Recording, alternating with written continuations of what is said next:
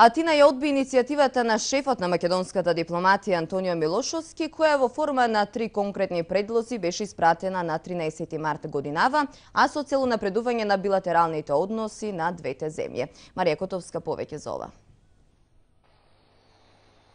Официјална Атина не сака да потпише декларација за добрососедски односи, не сака да биде формиран заеднички комитет за образование и историја и не сака да соработува на полето на други заеднички интереси. За грчката дипломатија не биле потребни зборови, туку конкретни дејства за решавање на прашањето со името, вели шефицата на дипломатијата Бакојани во својот одговор, при тоа одбивајќи ја македонската иницијатива за конкретни дејства. Грчката страна сериозно да ја разгледа нашата иницијатива од јануари 2008 година за создавање на заедничка мешовита образовно-историска комисија, за да можеме одредени поглавја кои се контраверзни да ги разгледаме заеднички, добронамерно, стручно и политиката да даде поголем простор на историчарите да се занимаваат со историја. Декларативни изјави со сомнителна корист и делотворност. Вака Бакојани ја оцени иницијативата на македонскиот колега Милошовски. Но сомнежот овој пат оди во пакет со оправдувањата на шефицата на грчката дипломатија. Историјата е веќе напишана и документирана и не може одново да се напише.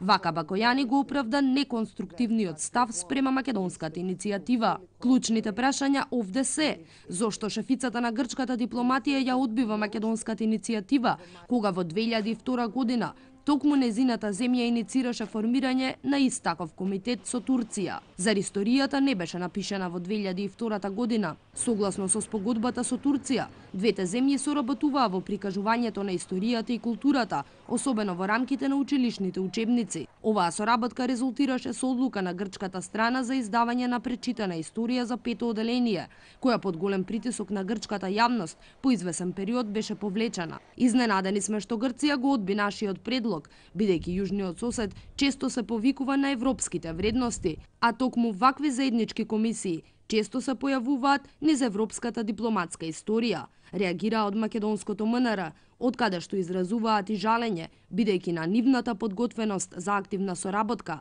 кај другата страна не се најде на позитивен пристап. Бакојани во својот одговор за прв пат јавно призна дека освен нашето уставно име, предмет на оспорување е и идентитетот на македонскиот народ, соопштуваат од македонското МНР. Грција направи значаен чекор напред прифаќајќи единствено ерга омнес сложено име, кое може да го вклучи и терминот Македонија, но со одредница која ќе ја појасни разликата меѓу вашата земја и народ и грчка Македонија и незиното население, пишува Бакојани во писмото до шефот на македонската дипломатија и при тоа директно го тангира идентитетот на македонскиот народ.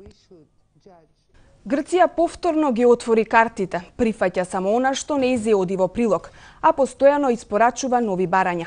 Реакции по вчерашното одбивање на иницијативата на македонскиот шеф на дипломатијата Милошовски, адресирана до грчката министерка Бакојани.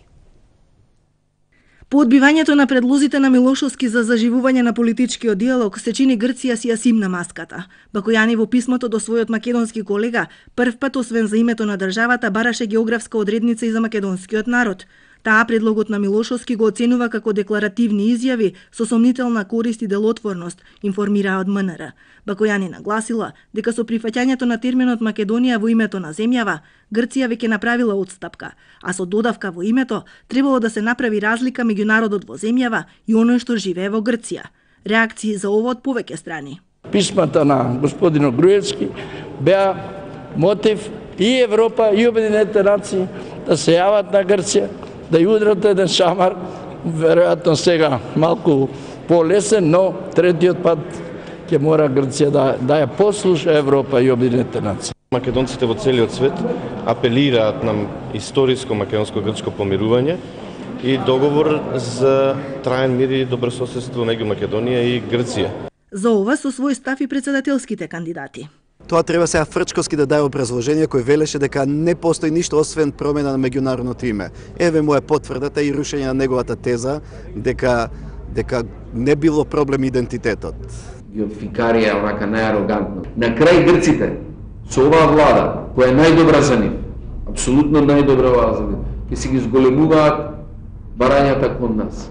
Инаку во својата иницијатива министерот Милошовски предложи двете земји да потпишат декларација за добрососедство и соработка, да се формира заедничка комисија за образование и историја, како и да се дефинира идејата на рамковниот предлог за унапредување на билатералните односи.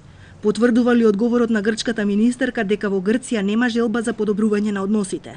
За подсетување, само пред 10 години по иницијативата на Грција, нивниот тогашен министер за надворешни работи Јоргос Папандреу и неговиот турски колега Исмаил Джем во функција на развој на соработката и пријателството меѓу двата народа потпишаа повеќе билатерални спогодби,